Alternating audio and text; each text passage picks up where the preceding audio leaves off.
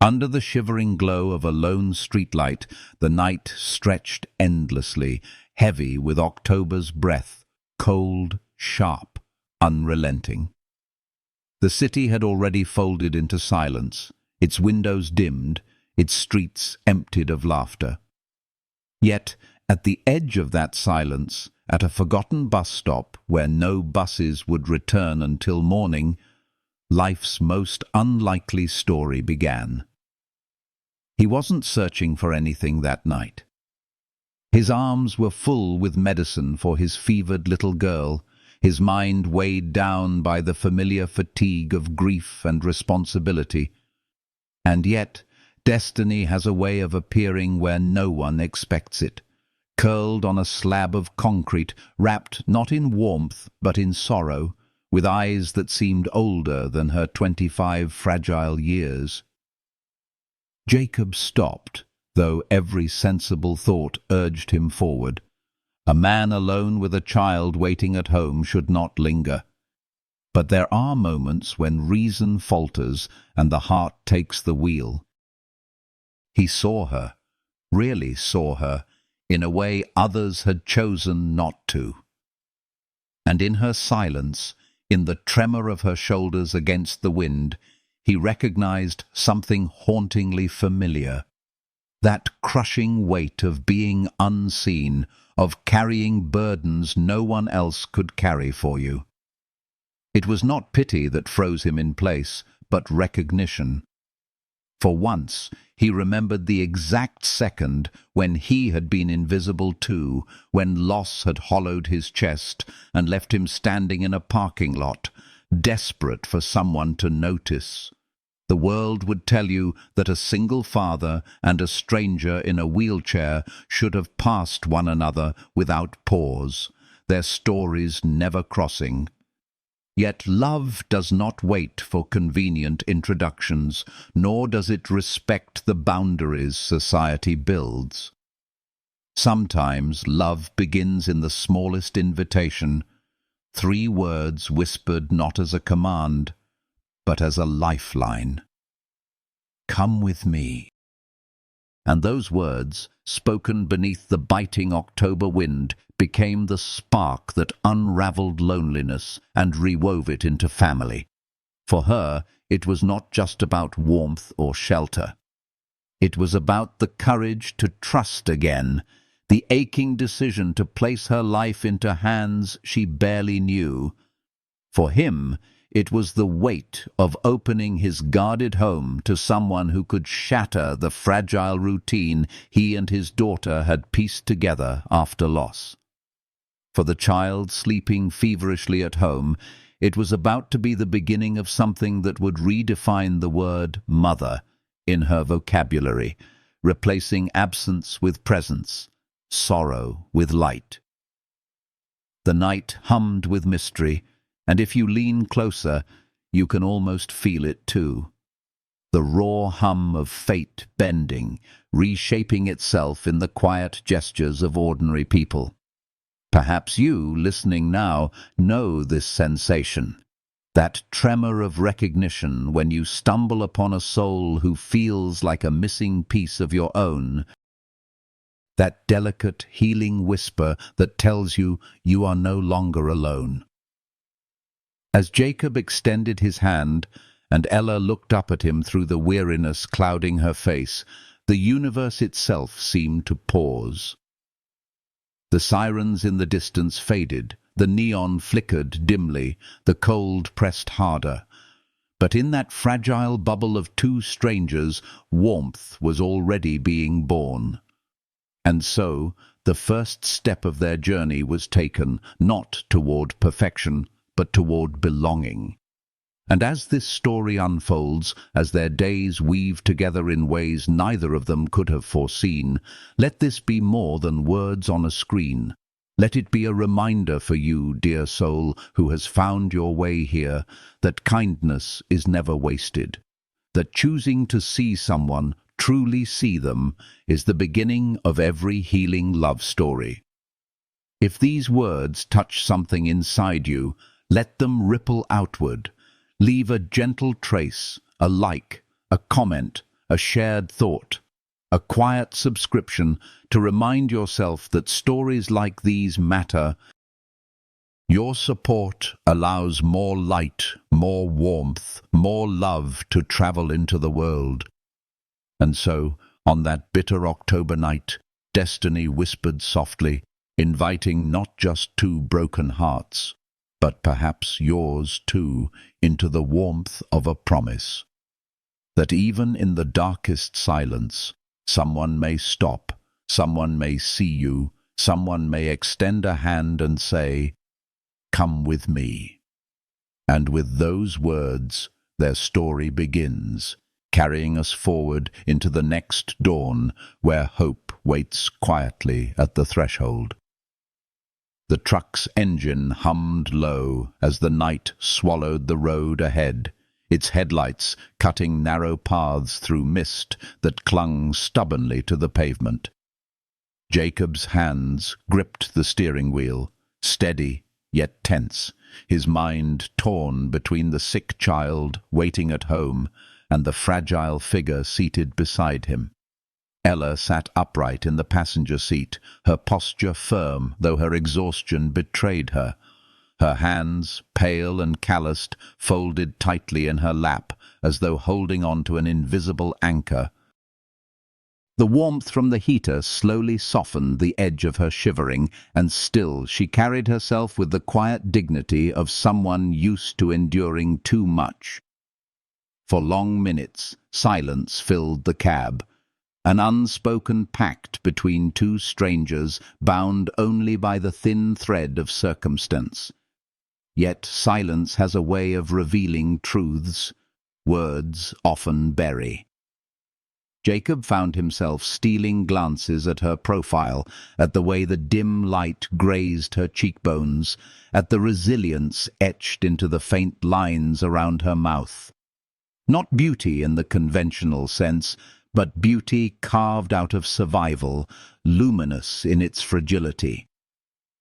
Something about her presence stirred a chord he hadn't touched since Catherine's laughter once filled their home. And though the thought surprised him, it did not frighten him.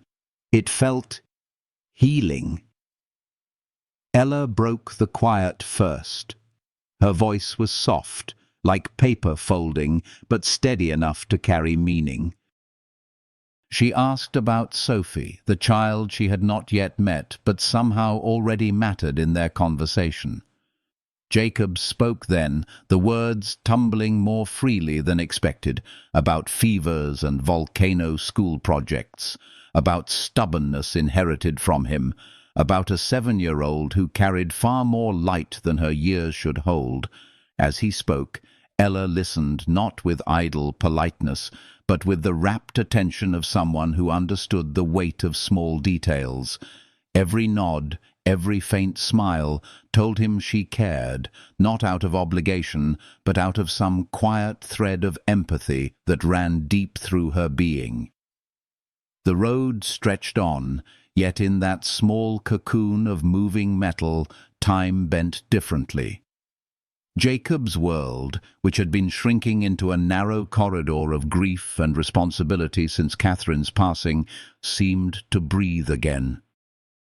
And Ella, who had learned to accept invisibility at bus stops, in shelters, in the judgmental eyes of strangers, found herself being seen, not just as a woman in a wheelchair, not as a tragedy, but as someone with stories worth hearing. That recognition was its own kind of healing, subtle yet powerful, like the first dawn after a sleepless night. When the truck turned into Jacob's modest neighborhood, porch lights flickering warm and steady against the cold, Ella's chest tightened. Trusting a stranger enough to follow him home, what kind of recklessness was this? Yet beneath the fear was something she hadn't felt in years, the fragile pulse of belonging, the whisper of possibility.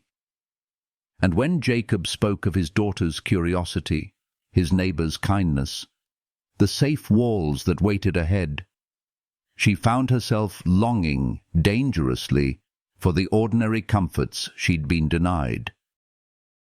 the creak of a front step, the smell of soup on the stove, the sound of a child's laughter filling silence. That was the kind of miracle she hadn't dared dream of. Inside, Sophie lay sleeping, her curls damp against her flushed cheeks, her small hands clutched around a worn, stuffed rabbit.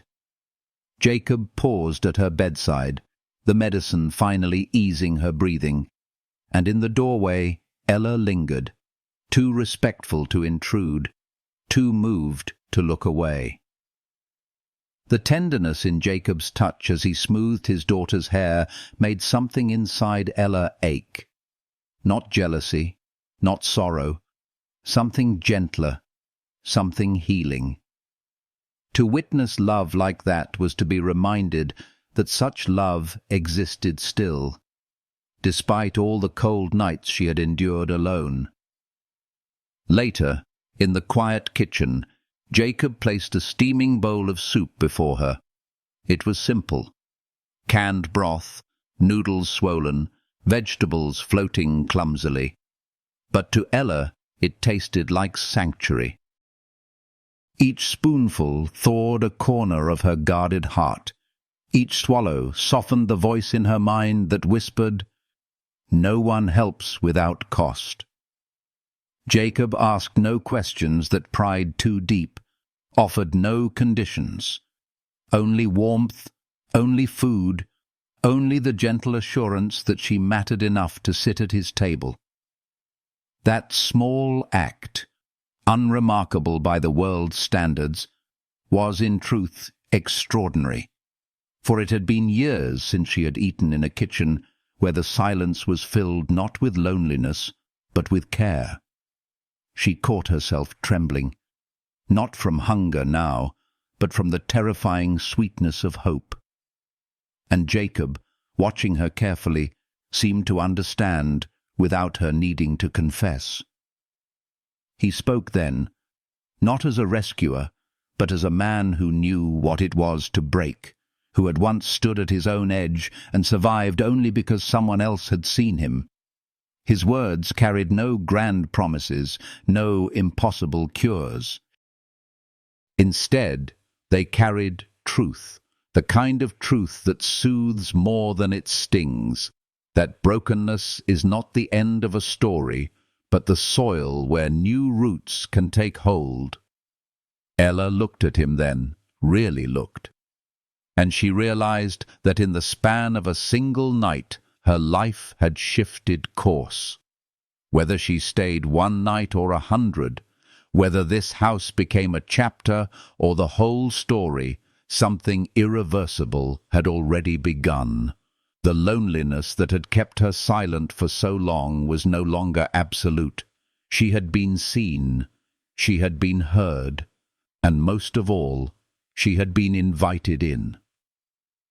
Upstairs, Sophie stirred in her sleep, whispering softly for her father. Downstairs, Ella's spoon clinked against the bowl, a fragile sound that somehow carried the weight of new beginnings. And Jacob, rinsing the dishes without comment, felt the quiet stirrings of something he hadn't dared feel in years, the possibility that love, unexpected and uninvited, might have found its way back into his home. The night deepened around them, the wind pressing against the windows, but inside the walls of that modest house, warmth held steady. And as Ella prepared to rest in a room offered freely, surrounded not by the cold indifference of the streets, but by the quiet pulse of family, her heart whispered what her lips dared not say. Maybe this is where healing begins. And so, the second day dawned, not with fanfare, but with small miracles, the smell of coffee brewing, the sound of a child's laughter echoing down the hall, the delicate threads of connection weaving themselves silently into something stronger. The story was only just beginning, but already the fabric of their lives was changing, binding three souls together beneath the soft light of an ordinary morning. The first rays of morning spilled gently through the curtains, painting the walls in tender shades of gold. Sophie's soft giggles carried from the kitchen, light and unguarded, a melody that made the house feel alive again. When Jacob stirred awake, he expected to find his daughter still weak, clinging to her stuffed rabbit. Instead, what greeted him was a sight that froze his heart in its place, not from fear, but from awe. Ella at the table, her hands nimble despite the strain of movement, carefully braiding Sophie's tangled curls into a fishtail braid, while the little girl chattered on about volcanoes and stuffed animals as if this stranger had always belonged. It was not simply the act of braiding hair, it was the intimacy of trust that astonished him. Sophie, who often shied away from new people, leaned into Ella's hands without hesitation, and Ella, who had braced herself against the world for so long, let her guard soften under the weight of a child's innocence. Jacob lingered in the doorway, caught between gratitude and wonder, his chest swelling with a feeling he hadn't known in years: peace. The kitchen smelled of toast, coffee, and something else intangible, an atmosphere of family. Jacob moved quietly, watching Ella tie the braid with a purple ribbon, the exact shade Sophie loved. He realized then that Ella was not merely passing through. Already she was leaving threads of herself woven into their lives, subtle yet unbreakable. When Sophie turned with sparkling eyes and announced, "Miss Ella knows how to make braids like in the movies," Jacob smiled, but inside he felt a shift. It was as if Catherine's absence, once a gaping wound, had found room for healing, not erased, but honored by the presence of someone who carried warmth in her every gesture. Breakfast was simple: toast, scrambled eggs, laughter filling the spaces between bites. Ella laughed softly when Sophie teased Jacob about burning the toast, and he, embarrassed but secretly grateful, noticed how natural it felt to be teased, to be seen as more than the man carrying grief. It was in those fleeting, ordinary moments that something extraordinary began to grow. Later that day, Ella offered to help Sophie with her volcano project. The kitchen transformed into a makeshift laboratory. Cardboard, papier-mâché, food coloring, and baking soda scattered across counters. Sophie's eyes glowed with determination, while Ella guided her with gentle encouragement, reminding her not to rush, telling her that real scientists always take their time. Jacob stood back, letting the scene unfold, feeling as though he were watching not just a project, but the foundation of something larger being built. When Sophie grew tired, Ella insisted Jacob let her check the sparking outlet in the corner of the kitchen. He resisted at first, unwilling to let her strain herself. But she was firm, steady in her quiet insistence that safety mattered. And 20 minutes later, with practiced skill, she had traced the fault and corrected it, saving them from what could have been a fire waiting to happen. Jacob watched her hands, steady and sure despite everything life had stripped from her, and he realized she was more than resilience. She was strength reborn. That night, after Sophie had been tucked into bed, Jacob found Ella sitting quietly in the spare room he had cleared for her. The space was humble, boxes stacked in corners, faded wallpaper, a bed too small to be called comfortable.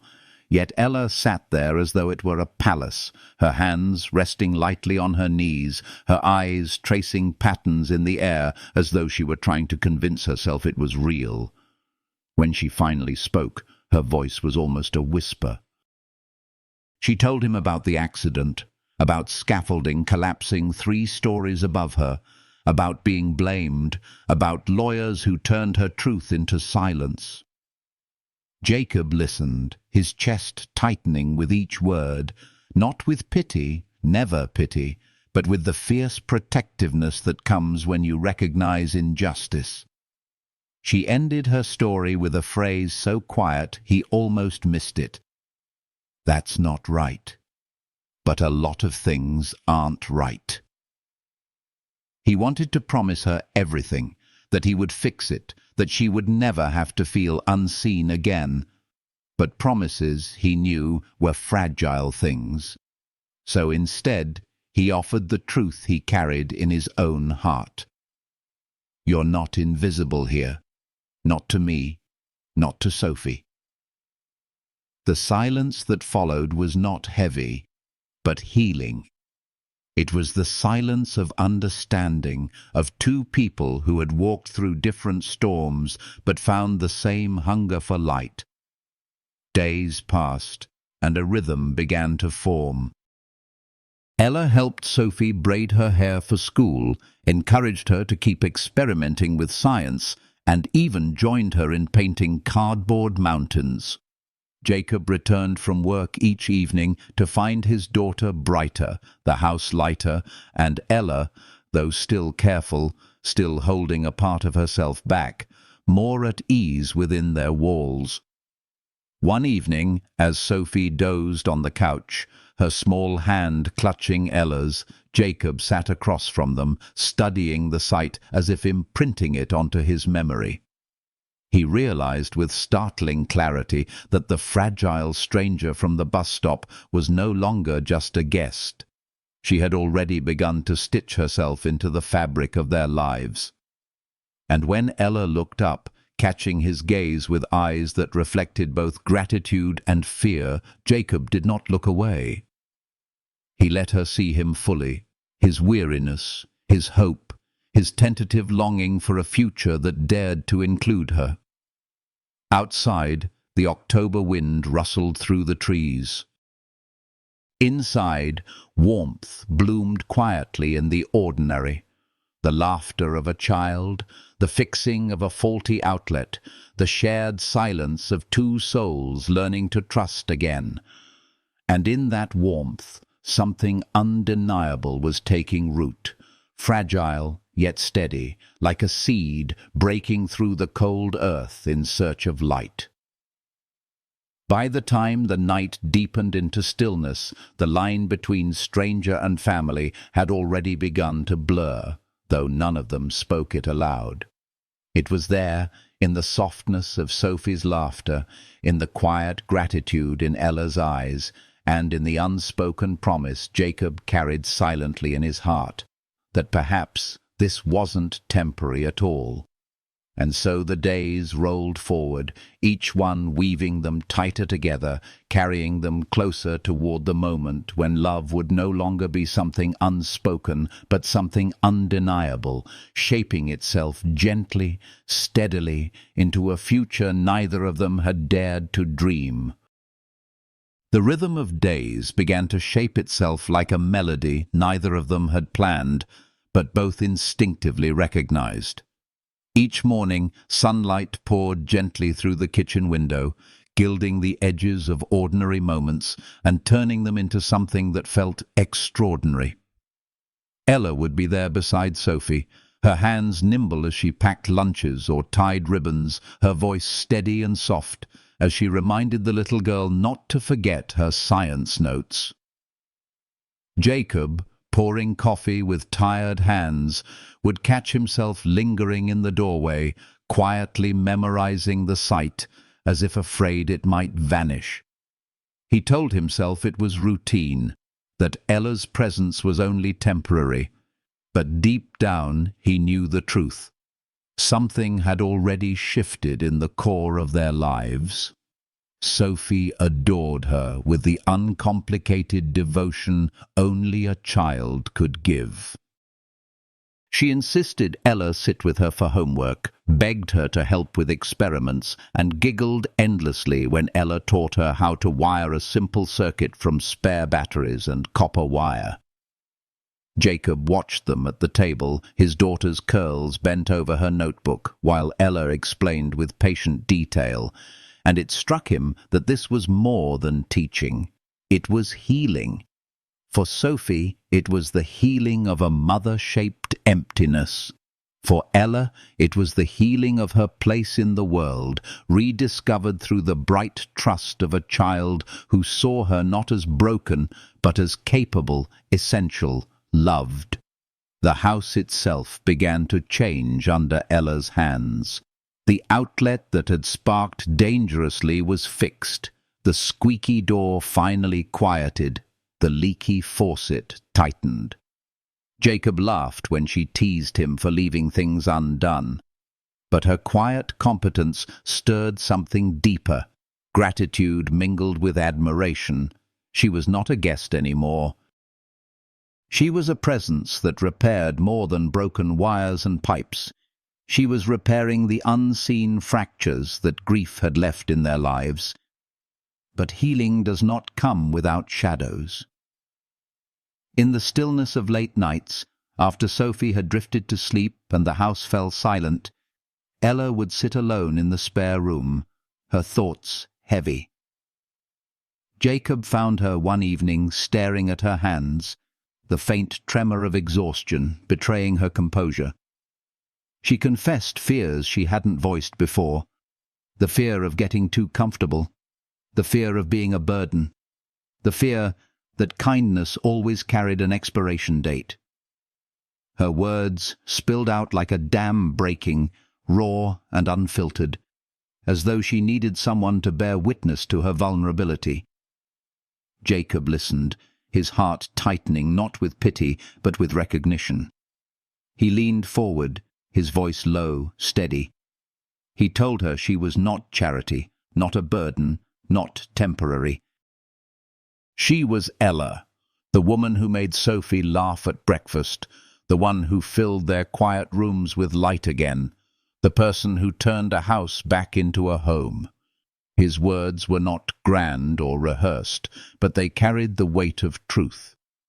And in that truth, Ella found herself trembling, not from fear, but from the terrifying sweetness of being seen, truly seen, without condition. The days stretched into weeks. Jacob went back to work, though every evening he hurried home with a newfound eagerness. Each time he stepped through the door, he found Ella and Sophie at the table, heads bent together over homework or crafts, laughter spilling freely. He realized he no longer entered a house.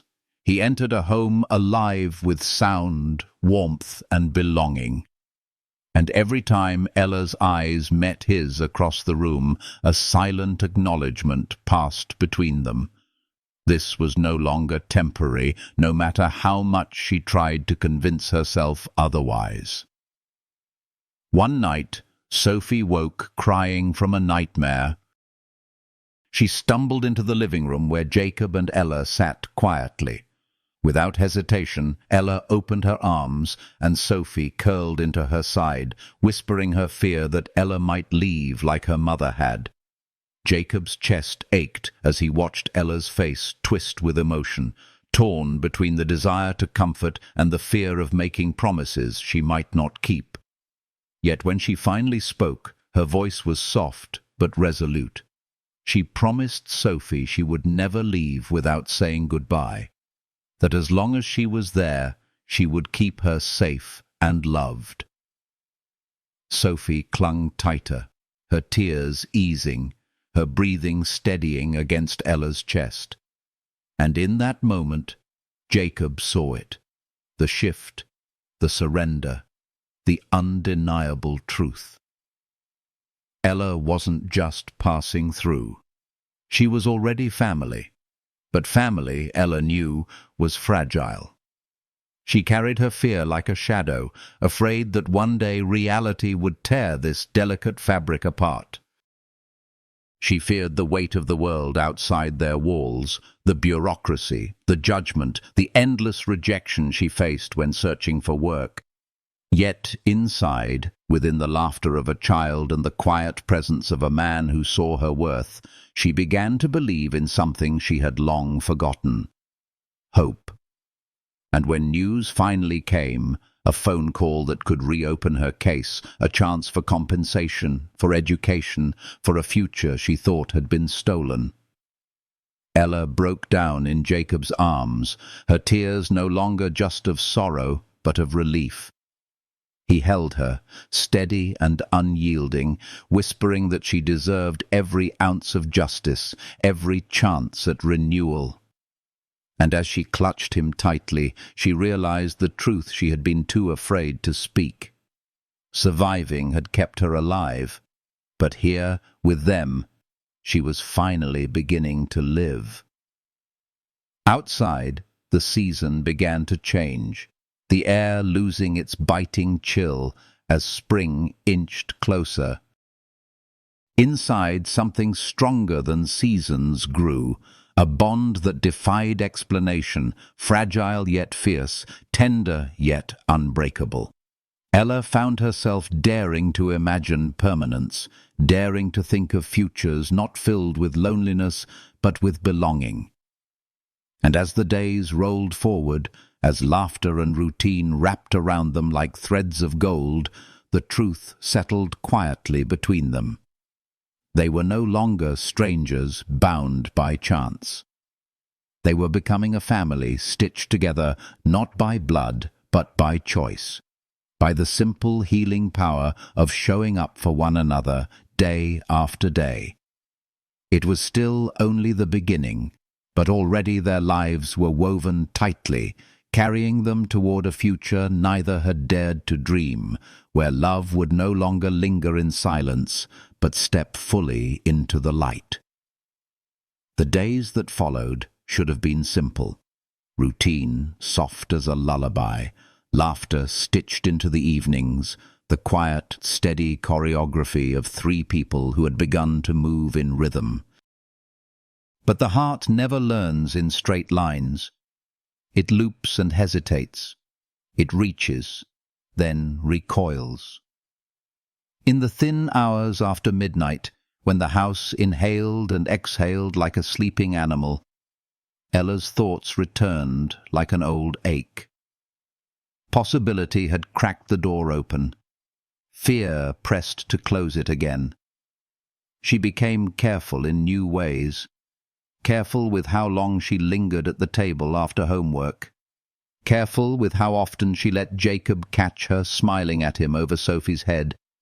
Careful with the soft, unnameable tide swelling in her chest when the porch light clicked on and his truck pulled into the drive. Care, she reminded herself, had once been her armor. Now it became a quiet distance, polite, grateful, and devastating. Jacob noticed, as a man notices the weather changing even when the sky still looks blue. The small withdrawals, the way she wheeled herself to the sink to rinse her cup rather than let him take it, the way she excused herself earlier each night, the way laughter caught in her throat as if asking permission to be released. He did not corner her with questions. He made soup. He fixed the loose screw on her dresser. He left a folded blanket over the arm of the couch she liked, and when she pretended not to shiver, he pretended not to see. Love, he knew, sometimes worked best in gentle persistence. One afternoon, Sophie came home flushed with triumph, a paper star in her backpack for excellent perseverance. She flung herself at Ella in a blur of curls and ribbons.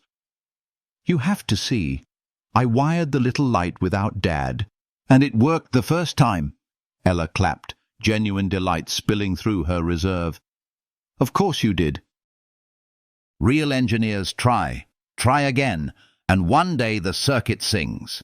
Sophie preened, then darted off to find the volcano model, chattering about adding a switch to make a tiny bulb glow red before the eruption.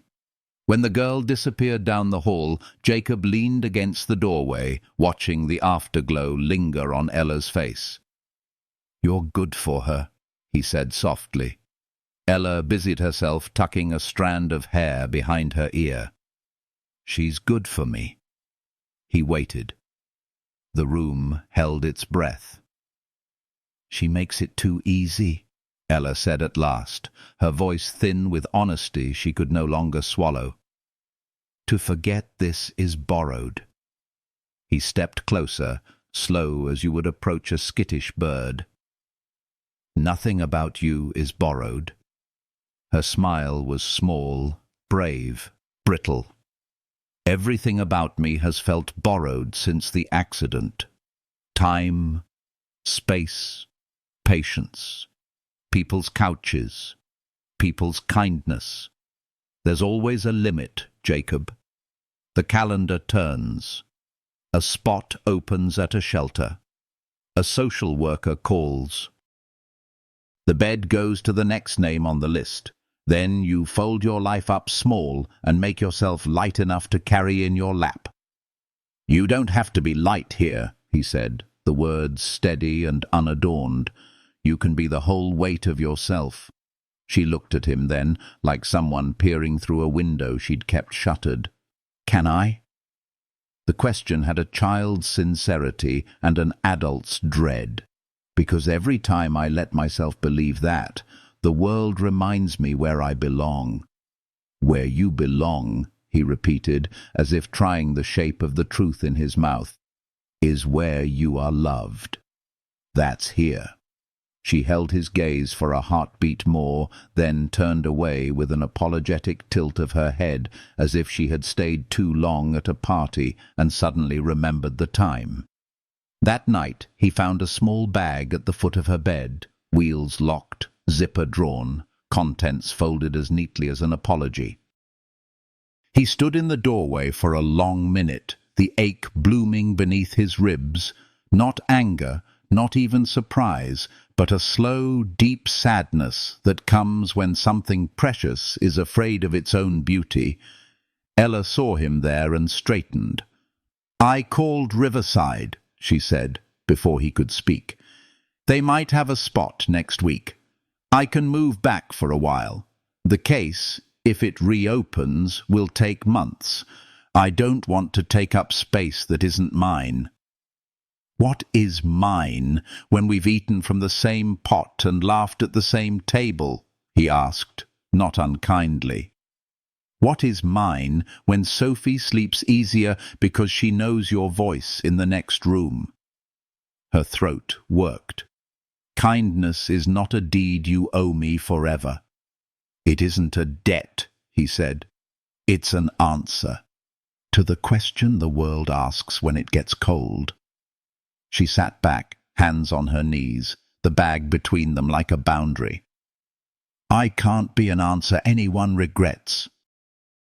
I can't be the heavy thing you carry because you promised yourself you would be good. You're not heavy, he said, and there was a roughness in his voice he didn't try to smooth. You're ballast. You keep this house from drifting. The silence that followed was not empty. It was crowded with everything they could not yet say. At last, Ella nodded once, not victory, but mercy, postponing her retreat, leaving the bag where it sat, like a stubborn thought that had been acknowledged and asked to wait. The next day, the world intruded. Paperwork. Calls. A date for an initial meeting set 2 weeks out. The legal language was sharp and dry, but underneath it pulsed something that made Ella's palms sweat. Hope measured in bullet points and signatures. After she hung up, she sat a long time with the phone face down on the table, as if it might bite.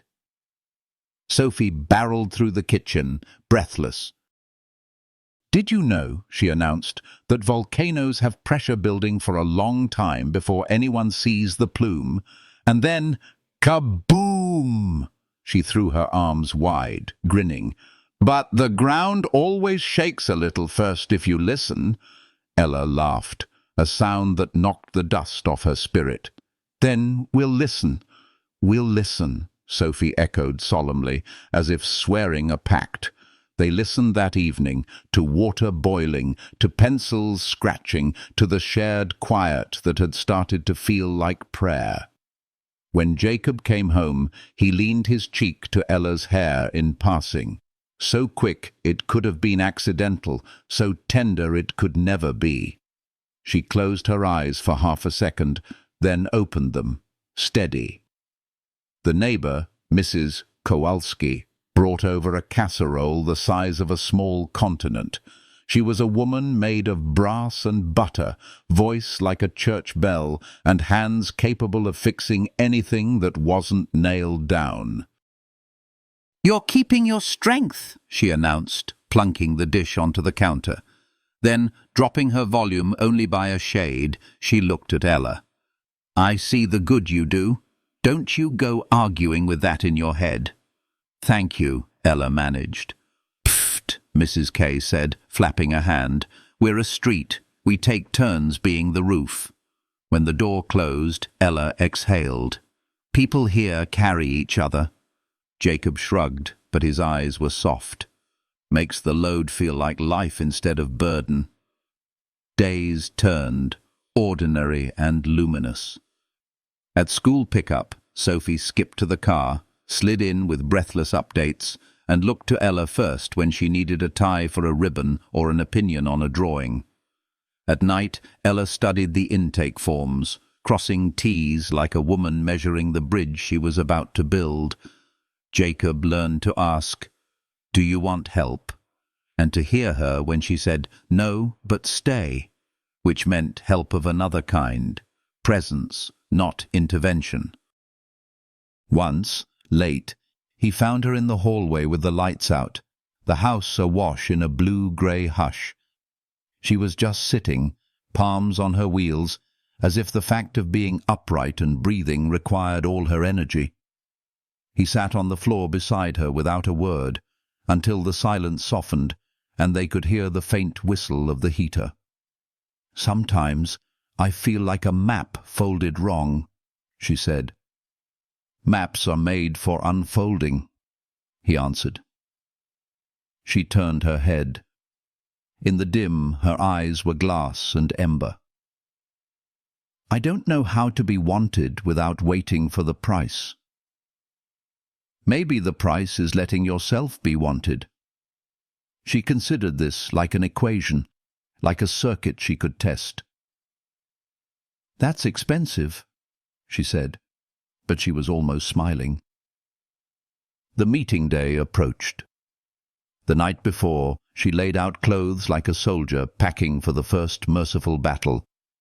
Clean blouse, pressed slacks, hairpins in a neat line, the bag still at the foot of her bed, resolutely zipped. Sophie slipped in with a paper heart she had cut from red construction. Inside, in a child's slanting letters, she had written, "You belong here." Ella smoothed the heart with her thumb, the paper warm from Sophie's hand. For a moment, she could not speak. "I'm going to keep it," she said finally, "for courage." "It's not for courage," Sophie corrected, indignant. "It's true." Morning rose calm and clear. On the drive downtown, the city looked both familiar and strange, the way places do when you return to them stronger.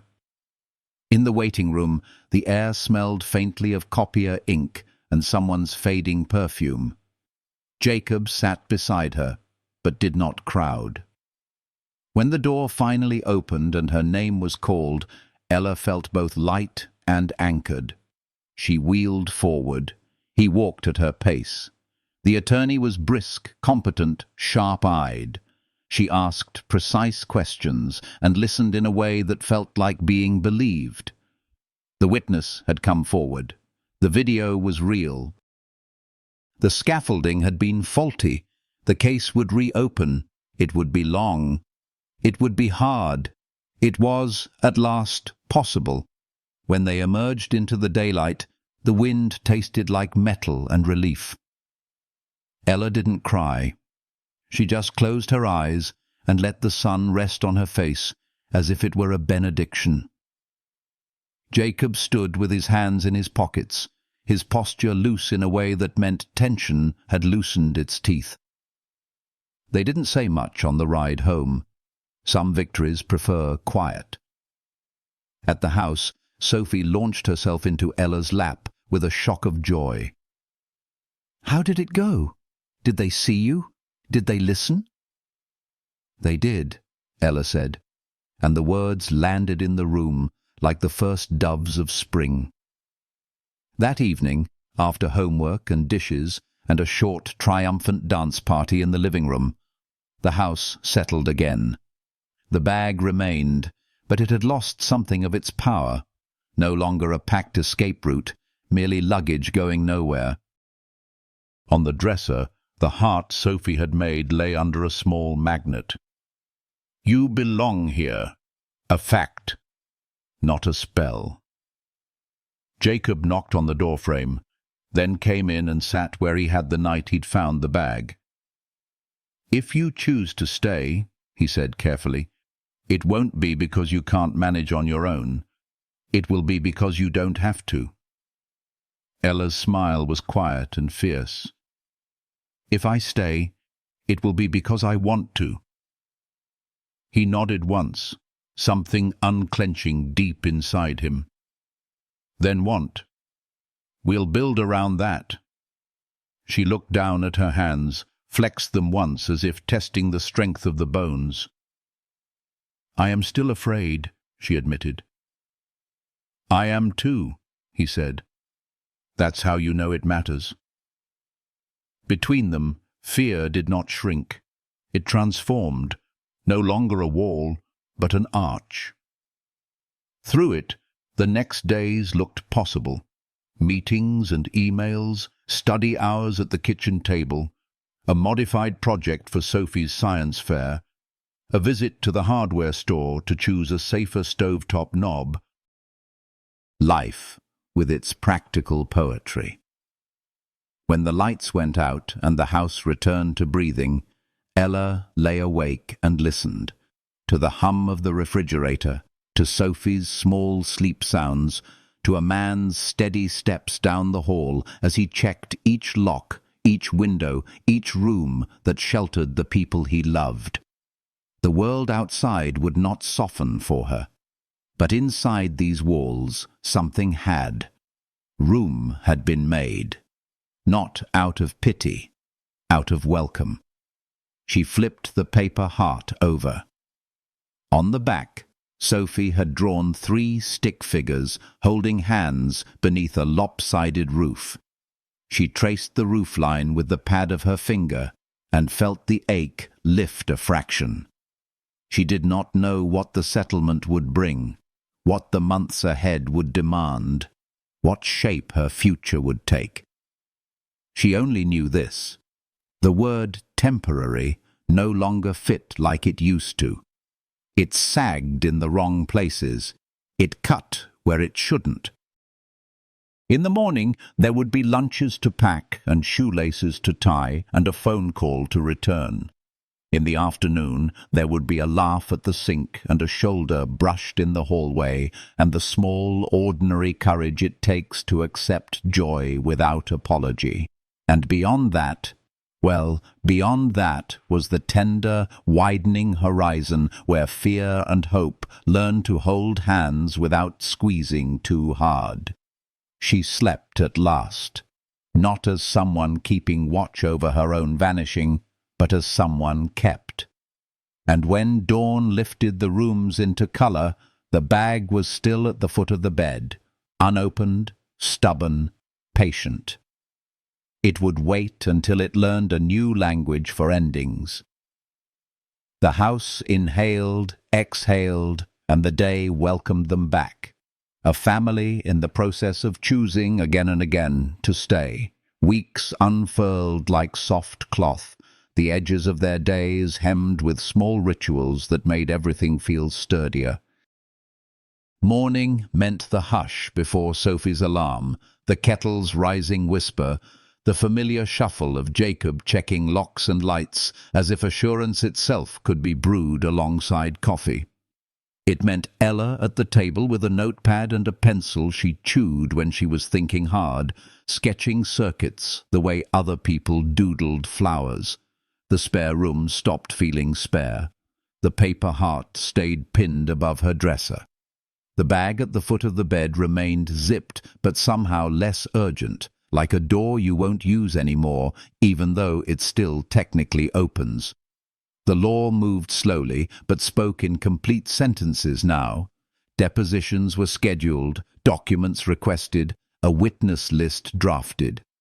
There were numbers in emails, possible restitution, back pay, the faint outline of a future measured in tuition instead of survival. After one call, Ella sat very still, hands folded, reliving the scaffolding's snap as though it were happening again in the front hallway. Jacob leaned his shoulder against the frame, but didn't fill the space with reassurances. He waited until she met his eyes, until she remembered where she was, not 3 stories up with the floor turning to air, but in a narrow hall that smelled faintly of lemon oil, with his breathing steadying the room. "It's a good thing," she murmured at last, half to herself.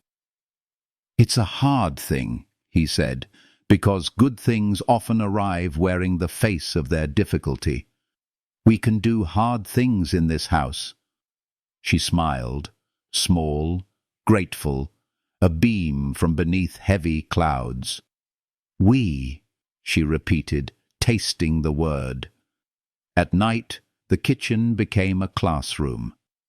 While Sophie wrote sentences about volcanoes and ecosystems, Ella sketched out a simple switching logic, then a slightly more complex one. Sophie peered over, asked questions in the eager, non-judgmental way of children, and Ella, who had spent months plastering herself with apologies for taking up space, found herself explaining, instructing, laughing when Sophie put the resistor in backward and the tiny LED winked stubbornly. They fixed it together. The bulb glowed. Sophie's eyes mirrored it. "See?" Ella said, tapping the paper. "Electricity has rules. If you respect them, even the invisible can be guided into light." Jacob, drying dishes he used to leave in the sink, looked up at that. He had learned the rules of grief, how it ambushed and receded, how a scent or a song could be a landslide, but he hadn't known you could teach light to behave. On Saturdays, they went out. At the grocery store, a man bent down to speak to Ella in a voice he reserved for toddlers and family pets. "You getting around okay?" he asked, loud enough to shrink the aisle. "I am," she said, level and kind. But when he reached for her chair handles without asking, Jacob stepped in with a smile that had edges. "We've got it," he said, an easy layer over iron. The man blinked, flustered, and retreated. Ella exhaled slowly, neither scolding nor thanking Jacob for the intervention. Later, at the car, she said, "Thank you for not moving me." "I wouldn't move you," he answered, puzzled. She nodded. "People do. They think help is pushing." "What is help?" he asked, genuinely. "Standing where I can reach you," she said, "asking me what I need and believing the answer." He stored that like a critical measurement. Mrs. Kowalski, horizon wide in both opinions and casseroles, recruited Ella for a neighborhood safety check. The winter had chewed through old wiring and loose outlets. The spring rains would be merciless. Together they knocked on doors, Ella with a clipboard balanced on her knees, Mrs. K with a bag of doughnuts as peace offerings. In Mr. Alvarez's kitchen, Ella spotted a scorched duplex outlet and a daisy-chained strip full of humming, overburdened plugs. Her competence smoothed the residents' discomfort. Her presence redefined it. She wasn't a stranger to be pitied, but a professional you invited back.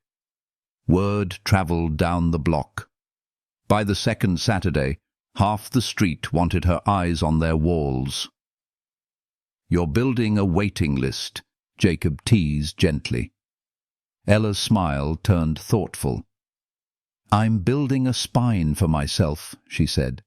"It's good to feel my hands belong to more than my lap." The acceptance email came on a Wednesday. Subject line so straightforward it nearly disguised its weight. Offer of admission. Ella read it 3 times as if the letters might rearrange into something reasonable like a grocery reminder. They did not. The note congratulated her on admission to an online electrical engineering program with generous credit for completed apprenticeships and a partial scholarship from a foundation for students with disabilities.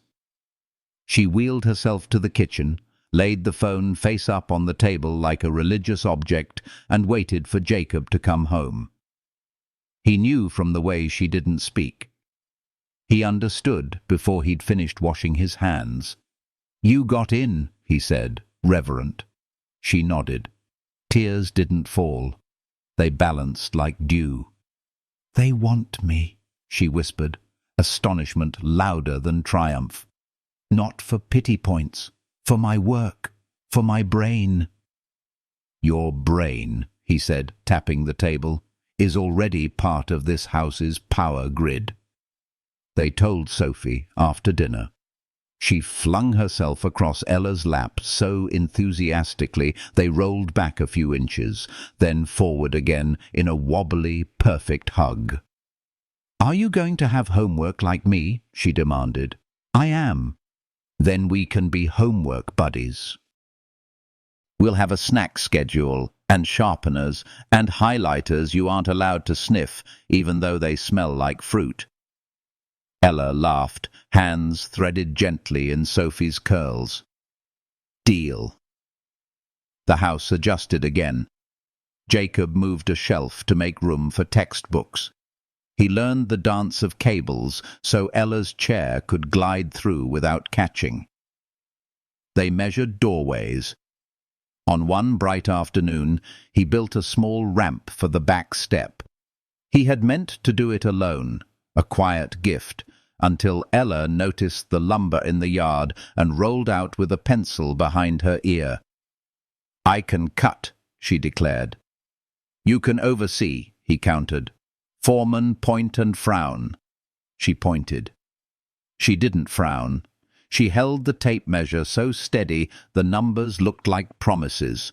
When the ramp fit perfectly against the threshold, they celebrated with lemonade in jelly jars and the particular satisfaction of making the world meet you halfway. Not every day was clean. The deposition knotted her stomach. The first mock interview with a counselor left her wrung out. Every answer a memory bruised to the surface. At night, she slept shallow and woke quickly, heartbeat in her mouth. Once she wheeled into the bathroom and closed the door, not to hide, but to collect. Jacob stood on the other side of the wood, palm flat to it, not knocking, not calling, simply present so the room didn't carry her alone. When she emerged, eyes swollen but steady, he didn't say, "You're strong." He said quietly, "You're allowed to be tired." It landed where she needed it. Sophie's science fair arrived in a gymnasium perfumed by poster board and ambition. The volcano, newly outfitted with a pre-eruption warning system, sat center stage. Ella had helped Sophie solder a tiny buzz and glow circuit. Jacob had supervised the vinegar. When judges approached, Sophie explained pressure and patience with the authority of small emperors. She pressed the switch. The LED glowed red, the buzzer trilled, foam frothed dramatically, and the tablecloth survived. Later, under the glittering banner of participation, the school's jokes were kind, Sophie received a blue ribbon not only for execution, but for creative application of safety. She took 1 photo with her teacher, 2 with her best friend, and 17 with Ella and Jacob, the last a timer shot where all 3 looked a little ridiculous and completely complete. That night, They strung the ribbon on the wall above the table. Beside it, Jacob taped one more paper. Ella's admission letter. The header crisp. The documents looked at each other like kin. One child's blue rectangle, one woman's beacon. And the table beneath them became not just where they ate, but where they began, again and again. In the middle of all that, the moment arrived when the world tried to tell Ella how small it preferred her. A receptionist at a medical office spoke over her to Jacob, asking about her claim and her needs, as if Ella were a piece of furniture someone had wheeled in. Ella lifted a hand once, politely, twice, firmly. The third time she said, "I'm the person you're asking about." Her voice didn't sharpen. It clarified. Everything in the room reorganized. The receptionist blinked, caught herself, apologized. Ella accepted without performing the forgiveness for anyone. In the elevator afterward, Jacob didn't ask if she was okay. She was. But he reached for her hand. No big gesture, just the warm press of palm to palm, and she let their fingers find their way. They stood like that for 2 floors and a fraction more, saying nothing, breathing the same square of air, eyes on the glowing numbers that announced ascent. They learned each other's tougher truths in pieces. She told him why stairs in public made her muscles ache where her spine couldn't. He told her why grocery store cereal aisles made him sad. The brand Catherine had loved, the way she had laughed at trivia printed on cardboard. She admitted sometimes she skipped meals, not because she forgot, but because hunger had taught her it could be folded, ignored, tricked. He admitted sometimes he worked too long because being useful was easier than being vulnerable. None of it scared the other away. Each confession found room and set down its bag. On a late rain, they cooked together. Ella talked him through risotto, the patience of stirring, the way you feed rice small comforts of broth until it swells and softens. He botched the first attempt, stubborn with the heat. The second time, he respected the simmer, listened for the quiet cues of absorption. When they ate, it tasted like a metaphor you could actually swallow. Sophie declared it fancy oatmeal and went back for seconds. A week later, a letter arrived confirming the case was officially reopened. Not victory, but a door. The 3 of them sat on the back steps, now gentle under the new ramp, passing the paper between them as if it could warm their hands. Sophie asked what reopened meant, and Jacob explained. Ella added that it meant the truth had a chance to sit in a chair at the big table. Sophie stared into the yard, then said, "I like when truth gets a chair." "So do I," Ella answered softly. Spring crawled forward, messy and sincere, tracing green into the neighborhood's edges. Ella began her first semester. The house adapted again. A whiteboard hung near the pantry with equations next to the grocery list, exponents flirting with milk and bread. Jacob started finishing work a little earlier when he could, cooking twice a week without burning anything catastrophic.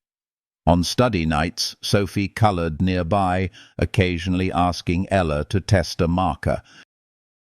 Every so often, mid-problem, Ella would look up and catch Jacob watching her with an expression composed of 2 elements she understood intimately, pride and astonishment. It said, without words, look at you, living." The ramp got sanded, doorways widened, they tie-synced their rhythms. And yet, because life is neither a straight nor a fair line, fear flared, small and stubborn, exactly when joy felt most certain.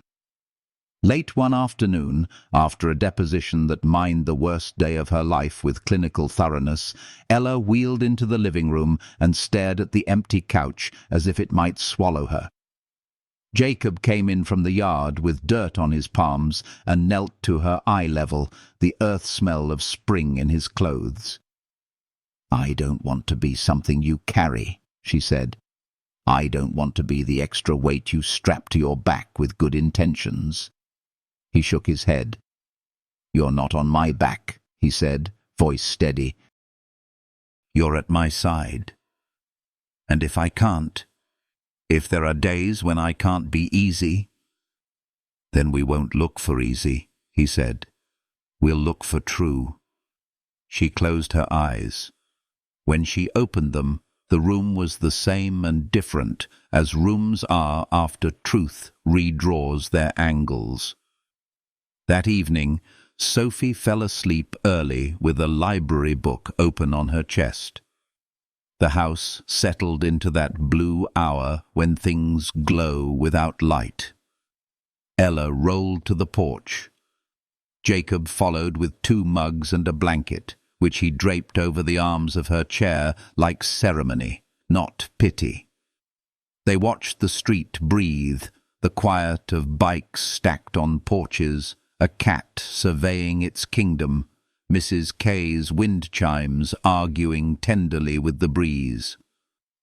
"Sometimes I think if I say yes to this life, I'm cheating on the girl I was before," Ella said, almost to the air. "What would she say," Jacob asked, "if she met you now?" Ella considered the years between, pain and grit, kindnesses and cheap stares, strangers' hands on handles without asking, that October night, the soup, the paper heart. I think she'd say, "I didn't know we were allowed to have this." "We are," Jacob said. The certainty in his tone surprised even him. "We are allowed to be happy." For a long time they didn't speak. The sky settled into itself. Somewhere a radio murmured an old song. Jacob set his mug down and, without making a speech of it, reached for Ella's hand again. She gave it. Their fingers interlaced like a lattice you grow roses on. Made for holding, made for weight, made for bloom. She didn't say, "I'm staying that night." He didn't say, "I want you." But the words hovered, patient, the way spring holds apple blossoms, ready to open at the next kind of light. Inside, the whiteboard gleamed with equations she would master and meals she would plan, and a child's doodles of 3 stick figures under a roof. Tomorrow there would be more calls to return, more forms to sign, more dinners to burn and try again. Tomorrow there would be Sophie's fair project to deliver, and a neighbour's outlet to check, and a professor's office hours to attend through a screen. Tonight there was only this: a porch, 2 hands, one street that had learned to pass casseroles like kindness and hold secrets like seeds until they sprouted. The wind softened. The chimes printed a pattern on the dark. Ella's hand tightened once in Jacob's, a pulse of intent. He answered with the same steady pressure. Somewhere a decision was ripening, simple and enormous.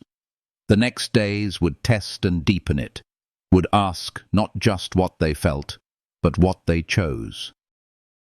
And in the quiet between now and then, with spring pressing its gentle forehead against their door, all 3 of them slept in the same house, kept and keeping, ready for a question they were almost brave enough to answer aloud.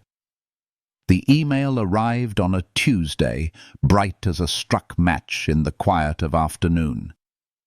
Ella saw the subject line, "Settlement Terms Revised," before she felt it.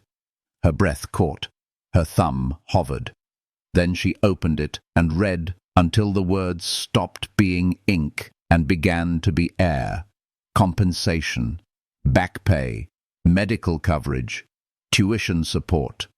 Words that once belonged to other people's futures now formed a bridge toward hers. Relief came first, quick as rain on dust. And then, as always, fear nudged in with the old question, what does this change? She looked up. The kitchen was a map of their days. Sophie's ribbon on the wall, Jacob's lunchbox rinsed and drying, her admission letter taped above the calendar, a slim ramp at the back door bathed in late sun. The house was no longer a place she was borrowing. It had the look of something that had been begun and tended. The realization pierced and soothed in the same instant. Change, she knew, didn't always arrive like a rescue. Sometimes it came asking you to choose. When Jacob came home, she didn't hand him the phone right away. She waited for the small things, a kiss to Sophie's crown, a glance at the stove, a quick, tired smile that always softened the room. Only then did she hold the screen out. He read once, then again, slower. His shoulders lowered. "Good," he said, voice thick. "Good and right and finally." Sophie perched on the chair nearest Ella's wheel. "Good what?" "Good news for Miss Ella," Jacob said, crouching to Sophie's eye level. "The people who hurt her are going to help make it right." Sophie's face shifted through emotions too large for 7. Confusion, anger on someone else's behalf, victorious joy. "Does that mean—" She swallowed. "Does that mean you'll get your own house?" Ella watched the question strike, watched it echo through the room. She could pretend it hadn't crossed her mind. She could say something easy and temporary, but honesty had been their language since the parking lot night. She put her hand over Sophie's. "It means I can," she said softly. "It means I have choices I didn't have before." Sophie's mouth trembled. "We chose you," she said, a whisper that wobbled into a plea. "When you did my hair, when you helped with the volcano, we chose you. Can you—" She looked helplessly at Jacob, then back. "Can you choose us back?" The words landed with the clean truth only children can carry. Ella felt them strike the hardest place and crack it open.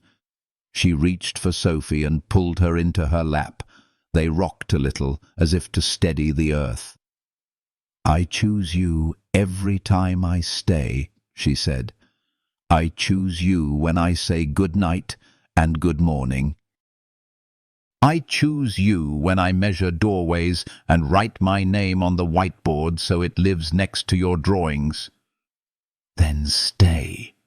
Sophie's eyes shone, fierce with love. "Don't make this one of the things the world takes." Ella looked over Sophie's head at Jacob. Nothing dramatic passed between them, no orchestrated signals, no poised speeches. Only that steady, unfrightened gaze he gave her when he wanted her to know she could lean and nothing would collapse. She breathed out. A yes gathered in her mouth, still unformed, beating like a new wing. They saved the rest of the conversation for after bedtime. The dishes were done.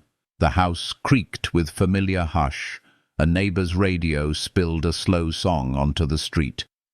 Jacob sat across from her, elbows on his knees, hands knitted as if he were praying with his body.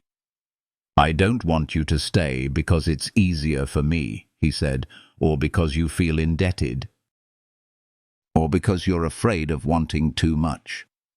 "I am afraid of wanting too much," she said. The confession was a soft fracture. "Every time I wanted something after the accident, the world held up a hand and said, 'Not for you.' And then you came along with a bowl of soup and a spare room and a daughter who loves like a sunrise. I started wanting again, and it terrified me. What if wanting is the point? He asked quietly. What if the bravest thing isn't surviving, but admitting we'd like to live? She swallowed. If I stay, I want to stay as someone who contributes, not a guest, not a patient, not a project. Then stay as Ella, he said, the woman who fixes wiring and teaches science and studies at a table covered in crayons. The woman who added a second laugh to this house. Stay as yourself. Silence expanded without pressure. Outside, tires hissed over damp asphalt. Inside, something rearranged itself, the way rooms do when you move a single chair, and suddenly the whole place breathes. There's something else, she said, eyes on her hands. I haven't told you because if you wanted a different life than the one I can offer, I would understand. The accident. There were complications. I can't have children. The words were clean and brave. If that's a deal you didn't know you were making. I know the deal I'm making, he said, and then gentler. I'm making it with you. We already have a child, and she's sleeping down the hall. I'm not trying to fill a number. I'm choosing a family. She looked up. He held her gaze as if it were precious cargo. Something inside her unclasped. I love you, she said. Not a flourish, not a cliff. A landing. A truth, stepping out into the light. He exhaled like a man who'd been holding a breath for months. I love you too, he said. I love the you who was brave in a parking lot and the you who is brave at our breakfast table. I love the you who is more than anything that happened to you. The house seemed to sigh around them, relief threaded through the drywall. They didn't lean across the table. They stood and met halfway. Not the crash of want, but the arrival of it. A kiss that tasted like permission. On the counter, Sophie's paper heart kept watch, its red edges dulled from being touched. They talked until the clock lost its power. They talked about structure and mortgage and school schedules and ramps and doorways and how love lives best when it has chores. They talked about money and about pride, about dignity and about help. They talked about the sacred difference between charity and reciprocity, between staying out of fear and staying out of choice. They drew a little map on the back of an envelope.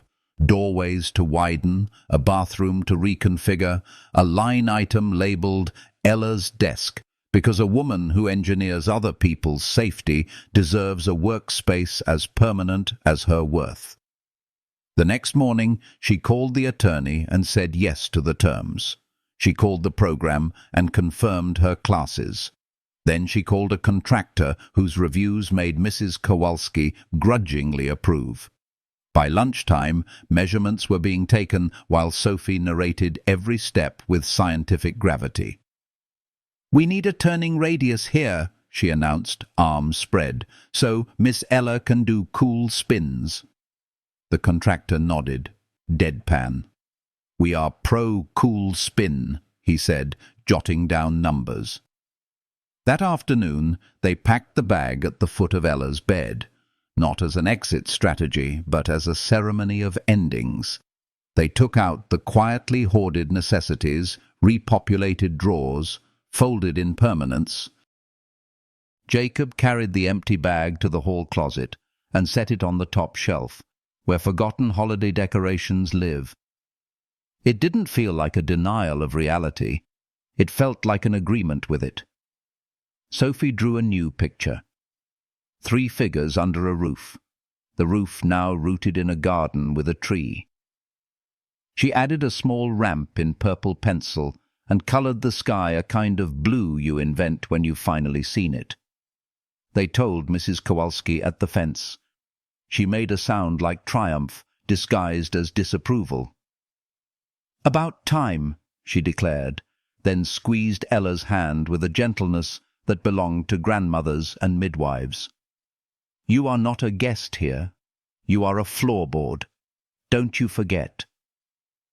The work began. Mornings punctuated by the thrum of saws and the polite cough of dust. Evenings lit by the soft burn of lamps and the soft burn of study. Jacob cooked a decent stew and a terrible cornbread. Ella taught him the cornbread. He taught her patience for the stew. Sophie invented a system of stickers for anyone who remembered to turn off lights in empty rooms. The whiteboard bloomed with formulas and grocery items in cheerful, incompatible ink. Life developed a new backbone, visible, sturdy. Fear, being fear, tried for one last stand. A letter arrived from the company's counsel, cold and polite, passing words about liability and culpability. Ella felt the old tremor return, a ghostly echo of scaffolding slipping.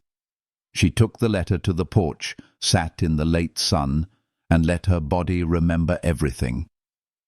The ache passed through. When Jacob stepped out and tilted his head in question, she just patted the chair beside her. "Sit with me while I don't run," she said. He sat. They watched the light lengthen. The letter, demoted to paper, lay on her lap with no power to move her.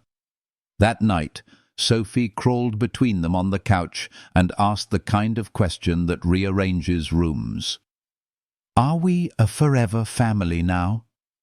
Ella looked at Jacob. He didn't say yes for her. She didn't say yes for him.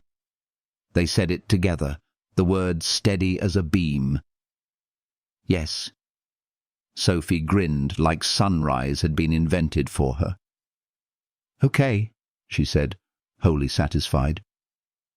"Then we have to plan the cake."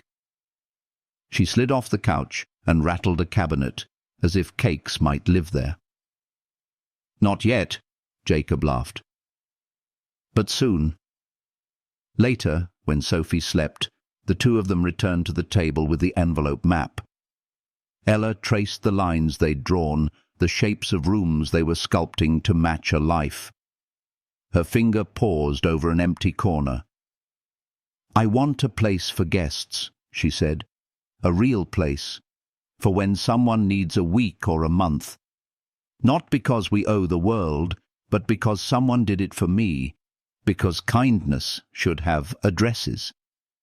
"We'll build it," Jacob said, as if she had asked for a shelf and not a philosophy. "We'll be the place people can land."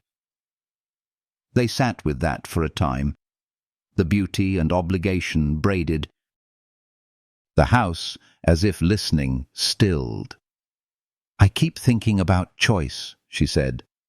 "How we keep making it, not once, every day, every hour, when it would be simpler to retreat." "It doesn't get lighter," he said, "but it gets ours."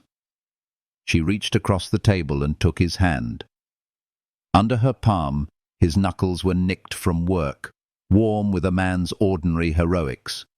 Hands that had cooked and fixed and steadied. Hands that had not pushed her. Hands that had waited. "Let's keep making it," she said. "We will." There was one more truth to carry into the open air, and it rose on an evening washed gentle by rain. They were in the living room, the radio humming low, Sophie drawing floor plans for a dollhouse with a ramp, very serious. Jacob stood and wiped his hands on a dish towel, suddenly inexplicably nervous in a way that felt almost adolescent. He didn't kneel, he didn't recite.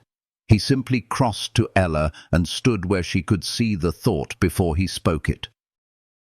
"I don't want language that keeps pretending you're temporary," he said. "I don't want to keep introducing you with explanations when the truth is simple." He swallowed, and in that small sound she heard every night he had chosen steadiness. "Will you be my partner in every way this house understands? In chores and choices and bills and bedtime stories and staying? Will you be my family out loud?" Her answering smile had a shimmer that travelled to her eyes. "Yes," she said, a word that rang all the way to the studs. Then, because this was their language, she added, "Let's write it down." She wheeled to the whiteboard, found a corner, and printed their promise in small letters. "We choose each other. Daily." She underlined daily twice. Sophie padded over, inspecting gravely. "Add with snacks," she advised. Ella did, and the three of them laughed in the soft, brand-new way families laugh when they have claimed themselves. Even the air felt different after that, lighter without being flimsy, warm without being fragile. The contractor finished the bathroom. The ramp wore its first scuff with pride. The stove's new knobs clicked obediently under Ella's hand. Their routines grew muscle memory. Their affection grew muscle, period. And because love is both a house and its open door, they started, quietly, to plan a thing with string lights in the backyard, a thing with flowers made from paper and vows made from honest sentences. They didn't call it anything yet. They let it gather shape in the spaces between chores and classes, between Sophie's questions and the contractor's measurements. They placed it gently on the horizon, like a new moon you memorize so you can track its swelling. On the night before, they would tell the neighbors, before the backyard would fill with folding chairs and Mrs. K's loud crying, and a banner Sophie insisted on hand lettering. They sat on the porch again. The street, faithful as ever, exhaled. The chimes whispered. Cars cruised past with their windows down and their own fragile triumphs inside. Jacob set his hand over Ella's on the armrest, the gesture as fluent as breath. "Do you ever think," she murmured, "about the version of us that never stopped at the bus stop?" "I try not to," he said. "I don't want to get lost in a life that didn't happen." She nodded. "Fair." "But sometimes," he added, "I think about the old man who told me years ago, 'You don't have to hurry.' And I think maybe he was making room for this moment, for us to take it without running past it." She watched the wind draw a thin line through the trees. "Then let's not run past it." They didn't. They sat there and finished their tea and let joy be quiet and exact. Behind them, the whiteboard glowed faintly with equations and groceries and a promise underlined twice. Ahead of them, the backyard waited for lights and neighbors and a declaration that would take the word temporary and set it gently on a shelf alongside the empty bag. Between those two, right where their hands met, the present held its ground, steady, healing, alive, ready to open into whatever came next. The backyard never pretended to be a cathedral, and maybe that's why it felt holy. String lights stitched a soft constellation from fence to fence. Paper flowers Sophie had cut and taped with fierce concentration trembled on their stems when the evening breeze breathed. The ramp Jacob had built wore its first proud scuffs like a signature. Mrs. Kowalski had declared it the event of the decade, then promptly conscripted half the street into delivering chairs, sheet cakes, and folding tables that clicked open like possibilities. Somewhere under the lilac, a speaker hummed a shy prelude. Somewhere in the kitchen, the kettle clicked off as if it, too, understood ceremony. Ella sat by the bedroom window for a moment longer than necessary and watched the light settle over the lawn. Her dress was simple, a clean fall of white that made room for her, not the other way around. Sophie had insisted on tucking a sprig of baby's breath behind Ella's ear. It bobbed with the tiniest movements, a pale star at her temple. On the dresser, taped at eye level, the paper heart still waited, its red gone soft at the edges from touch. You belong here. Tonight, that sentence didn't look like courage. It looked like a fact. Ready? Sophie burst into the room with a gravity-defying mix of solemnity and excitement, holding out the little box with rings as if it contained the moon. Her shoes were scuffed, her hair ribbon slightly crooked, her eyes the exact color of yes. Almost, Ella said, and cupped Sophie's face in both hands. How do I look? Like home, Sophie whispered. And then, because she was 7 and there were limits to how long she could be serious, she added, also like a marshmallow, but in a very fancy way. High praise, Ella said, laughing. The laughter loosened the last thread of fear. She wheeled to the door. Let's go tell the world. The world, represented by skeptical sparrows and delighted neighbours, had already gathered by the time they reached the back step.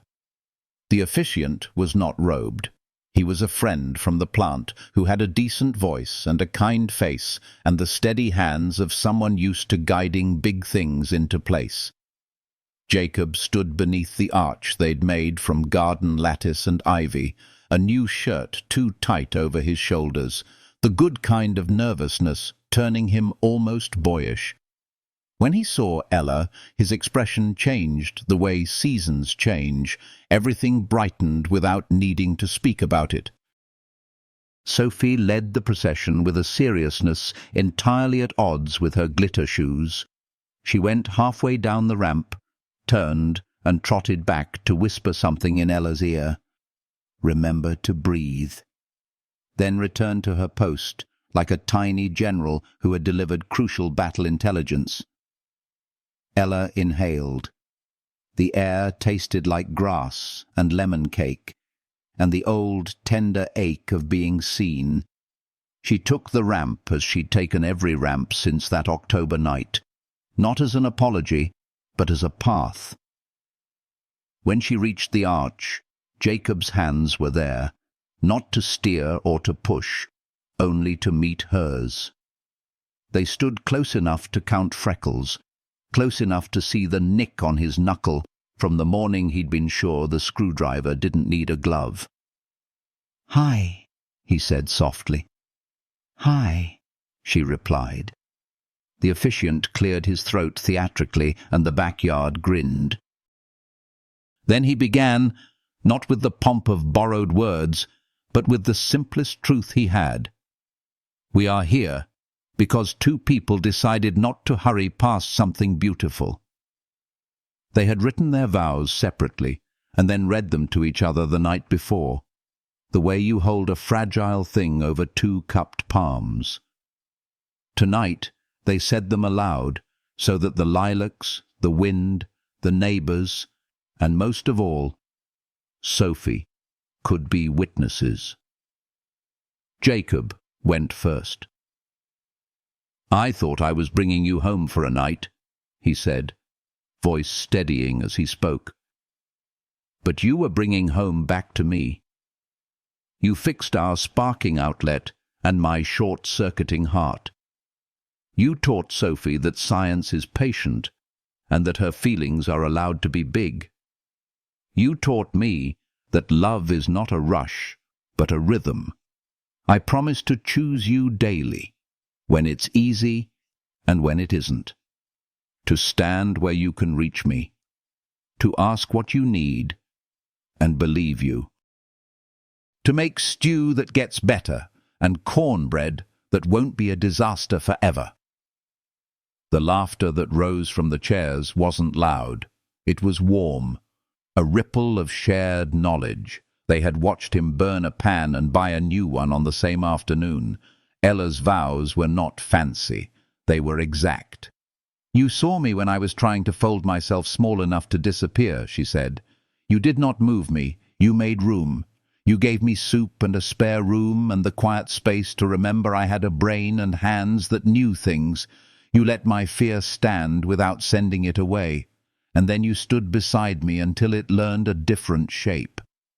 She took a breath and glanced at Sophie, who was trying not to cry and failing spectacularly. "I promise to use my hands however I can, to fix, to cook, to hold, to signal when I need help. I promise to keep learning, to keep laughing at myself kindly, to keep asking for truth even when it is hard, to keep choosing this family out loud." The officiant looked at Sophie. "What do you think?" he asked, because some decisions ought to be certified by those who live closest to their consequences. Sophie popped up like a spring-loaded seal of approval.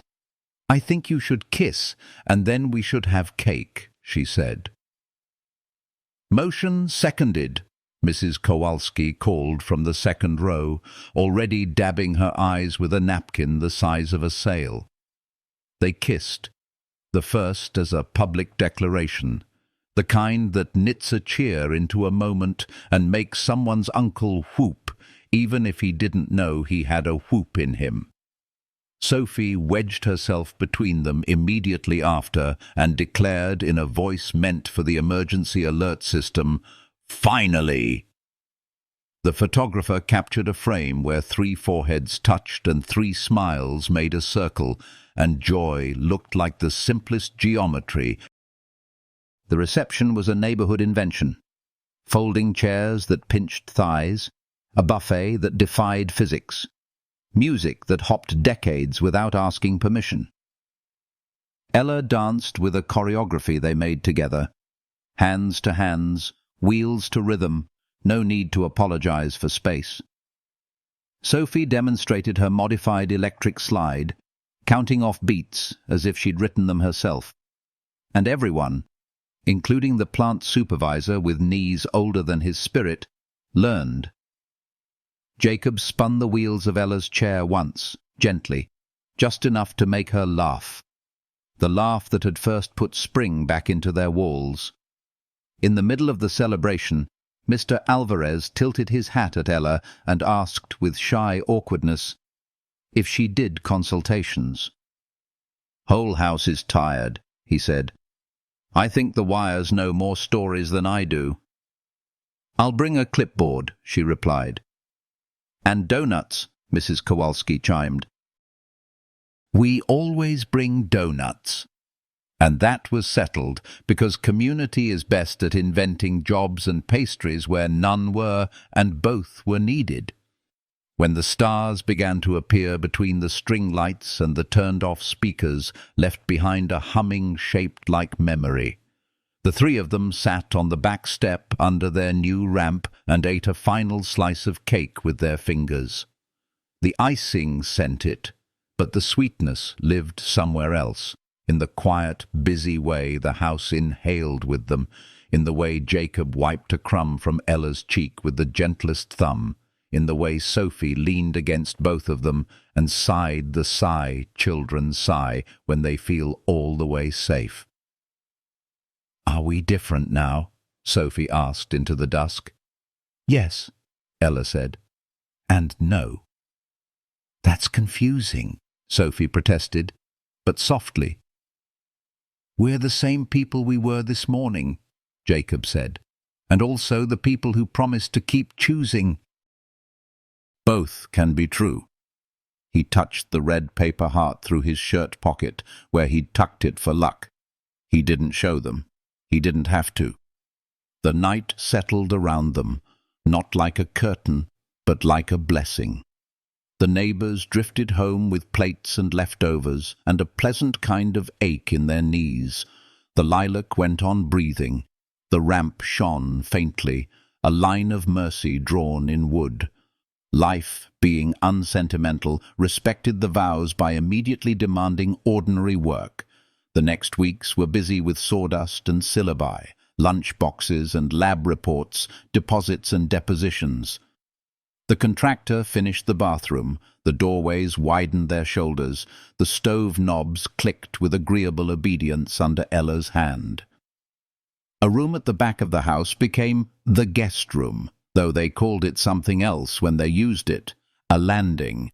They didn't advertise it, but word and need travel quietly. One weekend, a woman from Mrs. K's church slept there between jobs. Another, a teenager whose crutches complicated stairs, stayed 3 nights and left a thank you note in block capitals. Thank you for making space feel like belonging. Ella began classes in earnest. Her notebooks filled not with apology, but with vectors, load calculations, and drawings that translated inclusion into angles and distances, levers and reach. Her study hours braided themselves with Sophie's, 2 heads bent over 2 different problems, 2 pencils keeping time.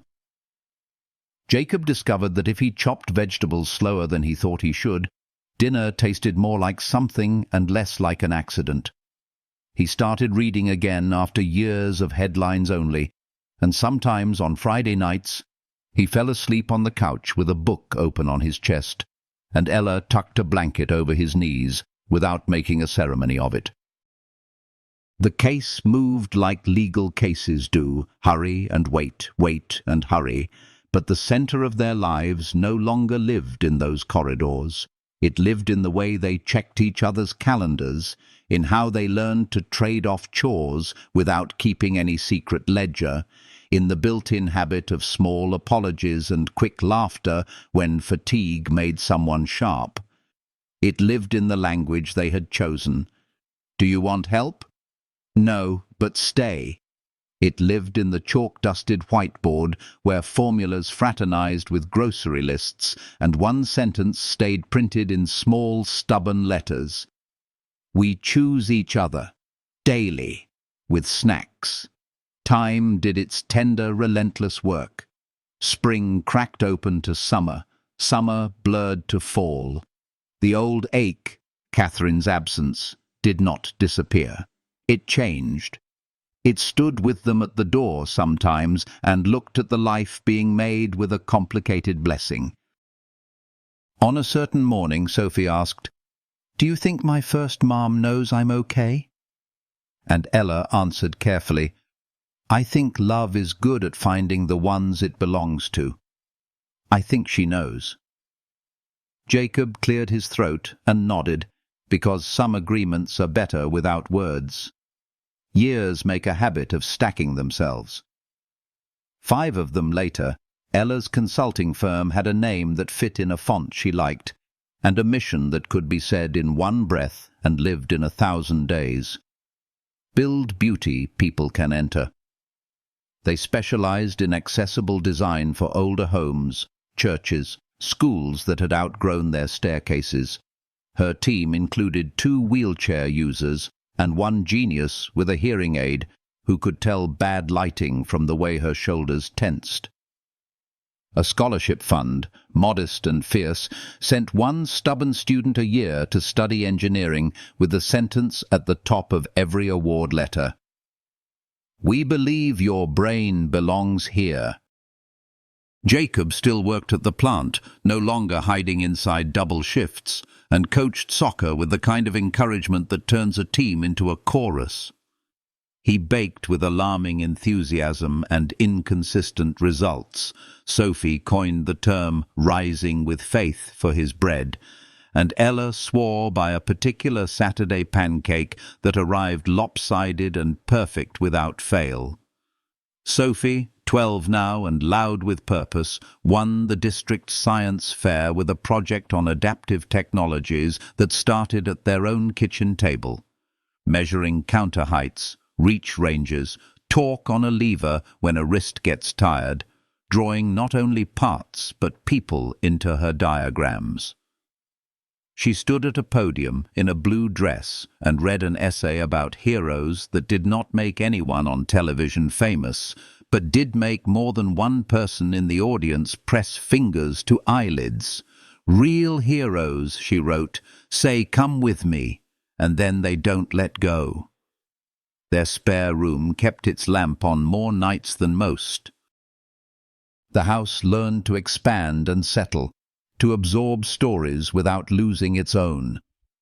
There were moments of fatigue and miscommunication, and doors closed not in anger, but in necessary solitude. There were doctor appointments and school forms, and one catastrophic attempt at wallpaper. There were evenings so ordinary they went unphotographed, and turned out to be the ones that rewired the soul. Every October, on a night close to the anniversary, they walked, or rolled, to the old bus stop with a thermos of cocoa, and sat there together, not courting sadness, not denying it either. It had ceased to be a place of erasure. It had become a hinge. They didn't say much. Sophie, who had a flair for ceremony and snack distribution, always poured each cup in equal measures and announced, "To the 3 words that made us." "What 3 words?" a passerby asked once, curious and kind. They smiled. Ella lifted her cup. "Come with me," she said, and it sounded not like a command, but like a bridge. If you were to stand on their porch at any hour, you might hear the sounds ordinary love makes, a forgotten timer alarming, a laugh scolded into a whisper at bedtime, the click of a wheelchair locking when a recipe calls for 2 hands, the brief hush before a good idea, and the longer hush when a hard truth is received and gentled. You might see the paper heart still on the wall, faded now, and the whiteboard still doing its best to be the brain's outboard motor. You might feel something quiet and unmistakable in the air, a warmth that isn't weather, the steady, healing pulse of people choosing each other on purpose. Maybe this is what happiness is allowed to look like: rooms that make room, hands that hold without owning, vows kept in the currency of chores and patience, a love that doesn't erase the past, but holds it softly and makes something brave with the present. Maybe this is what it sounds like. Thank you spoken casually. I'm sorry offered quickly. I'm here, said with a coat held out, a light left on, a chair pulled closer. And maybe, if this story brushed a tender place in you, you'll let its light travel a little farther. If it warmed your hands for a moment or reminded you that you're not alone, I'd be grateful if you'd tap like, share a thought in the comments, or subscribe so more hearts find their way to this porch. Your small click is a lantern. Your words are a seat at the table. Come with us. There's room.